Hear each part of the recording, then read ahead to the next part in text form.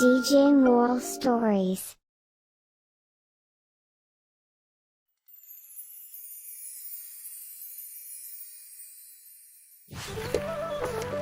ಉದಯಪುರದಲ್ಲಿ ನಾರಾಯಣ ಎಂಬ ಬಡ ಮನುಷ್ಯನಿದ್ದನು. ಅವನು ಊರಿನಲ್ಲಿ ಪಾನಿಪುರಿ ಅಂಗಡಿಯನ್ನು ಇಟ್ಟಿದ್ದನು. ಒಳ್ಳೊಳ್ಳೆ ಪಾನಿಪುರಿಗಳನ್ನು ಮಾಡುತ್ತಿದ್ದನು ಮತ್ತು ಜನರಿಗೂ ಅಷ್ಟೇ ತುಂಬಾ ಇಷ್ಟವಾಗುತ್ತಿತ್ತು.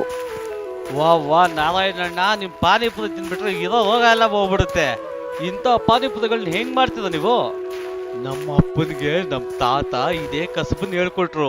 ತಾತ 4 ಪುರಿ ಆಗ್ತಾ ಇದ್ರು, ಅಪ್ಪ 8 ಆಗ್ತಾ ಇದ್ರು, ಆದ್ರೆ ನಾನು 14 ಆಗ್ತಾ ಇದ್ದೀನಿ. ಇದನ್ನು ಕೇಳಿ ಗ್ರಾಹಕರು ನಗುತ್ತಾರೆ. ನಾರಾಯಣರಿಗೆ ಹೀಗೆ ಹೇಳುತ್ತಾರೆ, ಯಾಕೋ ಇದು ನಿಮ್ಗೆ ನಿಲ್ಲುತ್ತೆ ಅನ್ಸುತ್ತೆ. ಯಾಕಂದ್ರೆ ನಿಮ್ಮ ಮಗ ಯಾವಾಗ್ಲೂ ಹುಡುಗರ ಜೊತೆಗೆ ಆಟ ಆಡ್ತಾ ಇರ್ತಾನೆ, ಅವನಂತೂ ಮುಂದುವರ್ಸ್ಕೊಂಡು ಹೋಗಲ್ಲ. ನನಗನ್ಸುತ್ತೆ ಈ ಕೆಲಸ ನಿಮ್ಗೆ ಕೊನೆ ಅನ್ಸುತ್ತೆ. ಆ ಅಪ್ರಯೋಜಕನ ಹೆಸರು ಎತ್ಬೇಡ. ಒಂದು ಗುಡಿಸಲಿನಲ್ಲಿದ್ದು ಅವನು ಬಂಗ್ಲೆ ಕನ್ಸು ಕಾಣ್ತಾ ಇದ್ದಾನೆ. ನಾರಾಯಣನ ಮಗ ಮೋಹನ್ ಪಾನಿಪುರಿ ಕೆಲಸವನ್ನು ತುಂಬಾ ಕೀಳು ಕೆಲಸವೆಂದು ಅಂದುಕೊಂಡಿರುತ್ತಾನೆ. ಅದಕ್ಕೆ ಅವನು ನಗರಕ್ಕೆ ಹೋಗಿ ಒಂದು ದೊಡ್ಡ ಕೆಲಸ ಮಾಡಲು ಯೋಚಿಸುತ್ತಿರುತ್ತಾನೆ. ನನ್ ಕನ್ಸು ದೊಡ್ಡ ಶ್ರೀಮಂತ ಆಗ್ಬೇಕು ಅಂತ. ಅದಕ್ಕೆ ನಾನು ಚಿಕ್ಕ ಚಿಕ್ಕ ಕೆಲಸಗಳನ್ನ ಮಾಡೋದೇ ಇಲ್ಲ.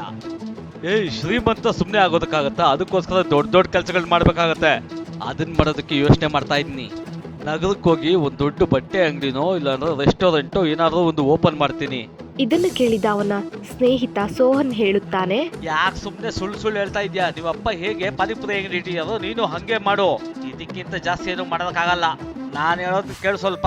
ಸೋಹನ್ನ ಮಾತು ಕೇಳಿ ಮೋಹನ್ ಏನಾದ್ರೂ ಮಾಡ್ಲೇಬೇಕು ಎಂಬ ಹಠ ಹಿಡಿಯುತ್ತಾನೆ.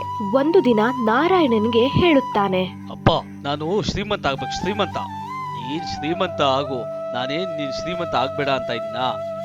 ಶ್ರೀಮಂತ ಆಗ್ಬೇಕು ಅಂದ್ರೆ ವ್ಯಾಪಾರ ಮಾಡ್ಬೇಕಾಗತ್ತೆ. ವ್ಯಾಪಾರ ಮಾಡ್ಬೇಕು ಅಂದ್ರೆ ದುಡ್ಡು ಬೇಕಾಗತ್ತೆ. ಅದಕ್ಕೋಸ್ಕರ ನಿಮ್ ಜಮೀನ್ ಮೇಲೆ ನಾನು ಲೋನ್ ತಗೊಳ್ಳೋಣ ಅಂತ ಯೋಚನೆ ಮಾಡ್ತಾ ಇದ್ದೀನಿ. ಇದನ್ನು ಕೇಳಿದ ನಾರಾಯಣನ್ಗೆ ಮೋಹನನ ಮೂರ್ಖತನ ಗೊತ್ತಾಗುತ್ತದೆ ಮತ್ತು ಮೋಹನನ ಮೇಲೆ ತುಂಬಾ ಕೋಪ ಬರುತ್ತದೆ. ಆದರೂ ನಾರಾಯಣ ಅವನಿಗೆ ಬುದ್ಧಿ ಹೇಳಲು ಯೋಚಿಸುತ್ತಾನೆ. ಮಗನೇ, ನೀನಂತೂ ತುಂಬಾ ಬುದ್ಧಿವಂತ ಆಗಿದೀಯ. ನೀನ್ ಶ್ರೀಮಂತ ಆಗೋದಿಕ್ಕೆ ನಿನ್ನ ತಂದೆಗೆ ನೋವು ಕೊಡ್ತಾ ಇದೀಯಾ? ನಿನ್ನ ವ್ಯಾಪಾರ ಸರಿಯಾಗಿ ಆಗಿಲ್ಲ ಅಂದ್ರೆ ಯಾಕೆ ನಡೆಯಲ್ಲಪ್ಪ? ನೋಡ್ತಾ ಇರೋ ಏರೋಪ್ಲೇನ್ ಸ್ಪೀಡಲ್ಲಿ ಹೋಗುತ್ತೆ. ಇಲ್ಲ ಇಲ್ಲ ಇಲ್ಲ, ಮೊದಲು ನಿನ್ನ ನಂಬಿಕೆನ ಉಳಿಸ್ಕೊ, ಆಮೇಲೆ ನಾನು ಯೋಚನೆ ಮಾಡ್ತೀನಿ.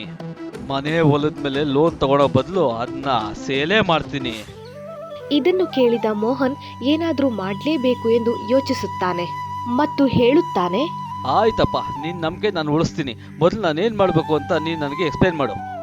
ಅಂಥದ್ದೇನೂ ಇಲ್ಲ ಮಗನೆ, ಬರೀ 6 ತಿಂಗಳು ನನ್ನ ಅಂಗಡಿನ ನೀನು ನಡೆಸಿ ತೋರಿಸು. ನೀನ್ ಇದನ್ನೇನಾದ್ರೂ ಕರೆಕ್ಟಾಗಿ ಮಾಡಿದ್ರೆ ನೀನ್ ಅನ್ಕೋ, ನಿನ್ನ ಶ್ರೀಮಂತ ಆಗೋದನ್ನ ತಡೆಯೋಕೆ ಯಾರ ಕೈಯಲ್ಲೂ ಆಗಲ್ಲ.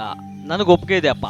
ಅಂದಿನಿಂದ ನಾರಾಯಣನು ಮನೆಯಲ್ಲಿ ಆರಾಮಾಗಿ ಇರುತ್ತಾನೆ ಮತ್ತು ಮೋಹನ ಊರಿನಲ್ಲಿ ಪಾನಿಪುರಿ ಅಂಗಡಿಯನ್ನು ಇಟ್ಟುಕೊಳ್ಳುತ್ತಾನೆ. ಶುರುವಿನಲ್ಲಿ ಆ ಕೆಲಸದ ಮೇಲೆ ಅವನಿಗೆ ಒಲವಿರಲಿಲ್ಲ. ಹೋಗುತ್ತಾ ಹೋಗುತ್ತಾ ಗ್ರಾಹಕರು ಅವನನ್ನು ಪ್ರಶಂಸಿಸುವುದನ್ನು ನೋಡಿ ಅವನಿಗೆ ತುಂಬಾ ಇಷ್ಟವಾಗುತ್ತದೆ.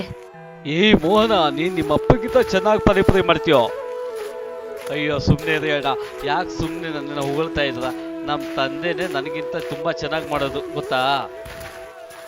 ಇಲ್ಲ ಇಲ್ಲ, ನಾನು ನಿಜವಾಗ್ಲೂ ಹೇಳ್ತಾ ಇದ್ದೀನಿ, ನಿನ್ನ ಪಾನಿಪುರಿಗಳು ತುಂಬಾ ಚೆನ್ನಾಗಿದೆ. ಬೇಕಾದ್ರೆ ಇವನ್ನೂ ಕೇಳು.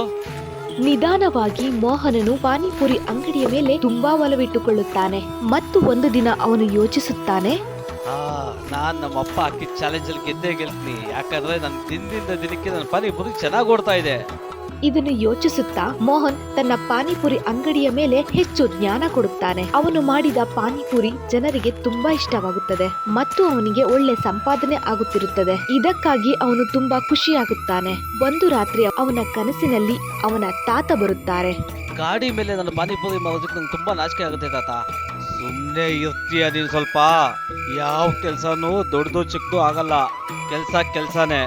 ನಿಮ್ಮ ಅಪ್ಪನ ಹತ್ರ ಫೈರ್ ಪಾನಿ ಮಾಡೋದನ್ನ ಕಲ್ತ್ಕೋ ಮತ್ತೆ ಜನಕ್ಕೆ ತಿನ್ಸು, ಆಮೇಲೆ ನೋಡು ನೀನೇ ಶ್ರೀಮಂತ ಆಗೋದು. ಇದನ್ನು ಹೇಳಿ ಮೋಹನನ ತಾತ ಅದೃಶ್ಯವಾಗುತ್ತಾರೆ. ಮರುದಿನ ಮೋಹನನು ತನ್ನ ತಾತ ಹೇಳಿದ ಮಾತನ್ನು ಯೋಚಿಸುತ್ತಾ ನಿಂತಿರುತ್ತಾನೆ. ತಾತ ಹೇಳಿ ಸರಿಯಾಗಿದೆಯಲ್ಲ, ಯಾವ ಕೆಲ್ಸನೂ ದೊಡ್ಡದು ಚಿಕ್ಕದು ಆಗಲ್ಲ. ನಾನು ಈ ಪಾನಿಪುರಿಯಿಂದ ಬಂದಿರೋ ದುಡ್ಡಲ್ಲೇ ದೊಡ್ಡ ರೆಸ್ಟೋರೆಂಟ್ ಮಾಡ್ಬೋದು. ಅದಾದ್ಮೇಲೆ ನಾನು ಶ್ರೀಮಂತ ಆಗಿ ತೋರಿಸ್ತೀನಿ. ಇದನ್ನೇ ಯೋಚಿಸುತ್ತಾ ಮೋಹನನು ತನ್ನ ತಂದೆಯಿಂದ ಫೈರ್ ಪಾನಿಪುರಿ ಮಾಡಲು ಕಲಿಯುತ್ತಾನೆ. ಒಂದು ಹೊಸ ಐಡಿಯಾ ಬರುತ್ತದೆ. ಫೈರ್ ಪಾನಿಪುರಿ ಮಾಡೋದು ಊರಲ್ಲಿ ಜಾಸ್ತಿ ಜನ ಸಿಗ್ತಾರೆ, ಆದ್ರೆ ಫೈರ್ ಪಾನಿಪುರಿ ಜೊತೆ ಪಿಜ್ಜಾ ಮಾಡೋದು ನಾನು ಒಬ್ಬನೇ ಇರೋದು ಅಲ್ವಾ, ಅದಕ್ಕೋಸ್ಕರ ನಾನು ನಾಳೆಯಿಂದ ಫೈರ್ ಪಾನಿಪುರಿ ಪಿಜ್ಜಾ ಮಾಡ್ತೀನಿ. ಮತ್ತಿನ್ನೇನು, ಮರುದಿನದಿಂದಲೇ ಮೋಹನನು ಹೊಸ ಫೈರ್ ಪಾನಿಪುರಿ ಕಲಿತುಕೊಂಡು ಮಾಡಲಾರಂಭಿಸುತ್ತಾನೆ. ಮತ್ತು ಅವನು ಅವನ ಅಂಗಡಿಯ ಬಳಿ ಒಂದು ಬೋರ್ಡ್ ಅನ್ನು ಹಾಕುತ್ತಾನೆ. ಮೋಹನನ ಸ್ಪೆಷಲ್ ಪಾನಿಪುರಿ ಪಿಜ್ಜಾ, ತಾತನ 100 ಹೊಸ ಕೊಡುಗೆ. ಬನ್ನಿ ಬನ್ನಿ, ಮೋಹನನ ಹೊಸ ಪಾನಿಪುರಿ ಪಿಜ್ಜಾ ತಿನ್ನಿ ಮತ್ತು ಕೊಡುಗೆ ಗಿಲ್ಲಿ. ಅರೆ ವಾ, ಫೈರ್ ಪಾನಿಪುರಿ ಪಿಜ್ಜಾ, ಅದ್ರ ಜೊತೆ ಬಹುಮಾನ. ಬಹುಮಾನ ಸಿಗುತ್ತೆ. 1 ಡಜನ್ ಫೈರ್ ಪಾನಿಪುರಿ ತಿಂದ್ರೆ 500 ರೂಪಾಯಿ ನಗದು ಸಿಗುತ್ತೆ. ಮೋಹನನ ಪಾನಿಪುರಿ ಪಿಜ್ಜಾ ಚೆನ್ನಾಗಿ ಹೋಗುತ್ತದೆ. ಮೋಹನನ ಪಾನಿಪುರಿ ಪಿಜ್ಜಾ ತಿನ್ನಲು ಜನರೆಲ್ಲ ಅವನ ಅಂಗಡಿ ಸುತ್ತ ಜಮಾಯಿಸುತ್ತಿರುತ್ತಾರೆ. ವಾ ವಾ ವಾ, ನಿನ್ನ ಫೈರ್ ಪಾನಿಪುರಿ ಪಿಜ್ಜಾ ಅಂತೂ ತುಂಬಾ ಚೆನ್ನಾಗಿದೆ ಬಾಯ್. ಪೂರ್ತಿ ಅನ್ನಡ್ತಿದ್ದೀನಿ. ಈಗ 500 ರೂಪಾಯಿ ಬಹುಮಾನ ಕೊಡು. ಯಾಕಿಲ್ಲ, ತಗೊಳ್ಳಿ ನಿಮ್ ಬಹುಮಾನ.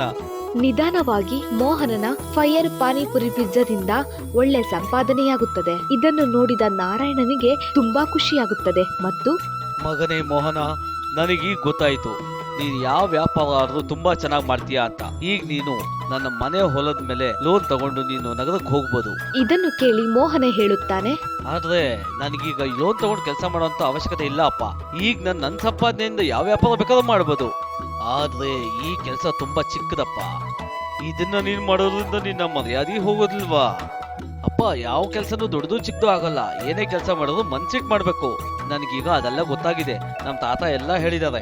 ಇದನ್ನು ಕೇಳಿದ ನಾರಾಯಣನಿಗೆ ಸಂತೋಷಕ್ಕೆ ಪಾರವೇ ಇರಲಿಲ್ಲ. ಅಂದಿನಿಂದ ಅಪ್ಪ ಮಗ ಇಬ್ಬರು ಸೇರಿ ಫೈರ್ ಪಾನಿಪುರಿಯನ್ನು ಮಾರಲಾರಂಭಿಸುತ್ತಾರೆ. ಸ್ವಲ್ಪ ದಿನದಲ್ಲಿ ಮೋಹನನು ನಗರದಲ್ಲಿ ಒಂದು ದೊಡ್ಡ ರೆಸ್ಟೋರೆಂಟ್ ಅನ್ನು ತೆರೆಯುತ್ತಾನೆ. ಆ ದೊಡ್ಡ ಹೋಟೆಲ್ ಅನ್ನು ನೋಡಿದ ತಕ್ಷಣ ಅವನ ಸ್ನೇಹಿತನಿಗೆ ಅರಿವಾಗುತ್ತದೆ. ಸೋಹನ್ಗೆ ಮೋಹನ್ ಹೇಳುತ್ತಾನೆ, ಏನ್ ಸೋಹನ್, ನೋಡ್ದಾ, ನೀನ್ ಹೇಳ್ತಾ ಇದ್ದೆ ನನಗೆ ನೀನು ನಿಮ್ಮ ಅಪ್ಪನ ತರ ತಳ್ಳೋ ಗಾಡಿ ಇಟ್ಕೊಂಡು ಪಾನಿಪುರಿ ಮಾಡ್ತೀಯಾ ಅಂತ. ಆದ್ರೆ ಈಗ ನೋಡು, ನಾನು ದೊಡ್ಡ ರೆಸ್ಟೋರೆಂಟ್ ಓಪನ್ ಮಾಡಿದ್ನಿ. ಜೀವನನ ಚೆನ್ನಾಗಿ ಎಂಜಾಯ್ ಮಾಡ್ತಾ ಇದ್ನಿ. ಇದನ್ನು ಕೇಳಿದ ಸೋಹನ್ ನಾಚಿಕೆಯಿಂದ ತಲೆ ತಗ್ಗಿಸುತ್ತಾನೆ. ಮೋಹನನಿಗೆ ಕ್ಷಮೆ ಕೇಳುತ್ತಾ ಹೇಳುತ್ತಾನೆ, ನನ್ನ ಕ್ಷಮಿಸ್ಬಿಡು ಗೆಳೆಯ. ನನಗೆ ಗೊತ್ತಾಯ್ತು ಯಾವ ಮನುಷ್ಯ ಎಷ್ಟು ಕಷ್ಟ ಪಡ್ತಾನೋ ಅಷ್ಟು ಜೀವನದಲ್ಲಿ ಮುಂದೆ ಬರ್ತಾನೆ ಅಂತ. ಇದನ್ನು ಕೇಳಿದ ಮೋಹನನು ತುಂಬಾ ಪ್ರಸನ್ನನಾಗುತ್ತಾನೆ. ಅಂದಿನಿಂದ ಮೋಹನನಿಗೆ ಪರಿಶ್ರಮದ ಫಲ ದೊರೆಯುತ್ತದೆ ಮತ್ತು ಅವನು ಜೀವನದಲ್ಲಿ ನಿತ್ಯ ಶ್ರಮ ಹಾಕುತ್ತಿರುತ್ತಾನೆ.